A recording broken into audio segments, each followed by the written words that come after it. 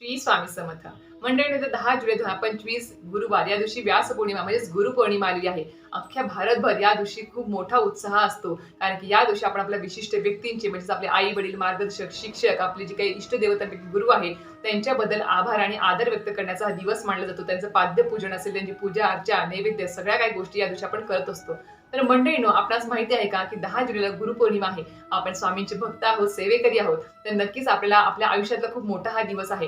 तर स्वामी समर्थ महाराजांचे गुरुपूजन म्हणजेच आपला गुरुपौर्णिमा घरच्या घरी कशा प्रकारे साजरी करता येईल, सोबतच स्वामींचं गुरुपद या दिवशी आपण स्वीकारायचं असतं. स्वामींनी आपल्याला शिष्य म्हणून स्वीकारावं यासाठी आपल्याला काही गोष्टी करायच्या असतात. तर त्या कशा प्रकारे करता येतील, म्हणजे स्वामींचं गुरुपद आपल्याला घरच्या घरी कशा प्रकारे घेता येईल आणि सोबतच मंत्र कुठला म्हणायचा आहे अभिषेक करताना किंवा त्यांचं पाद्यपूजन करत असताना, त्याबद्दल संपूर्ण माहिती जाणून घ्यायची असेल तर नक्कीच माझ्या YouTube चॅनल शीतल स्वामी सेवा चॅनल व्हिजिट करा. तर संपूर्ण माहितीचा व्हिडिओ आलेला आहे. लिंक तुम्हाला व्हिडिओच्या खाली भेटून जाईल. धन्यवाद. श्री स्वामी समर्थ.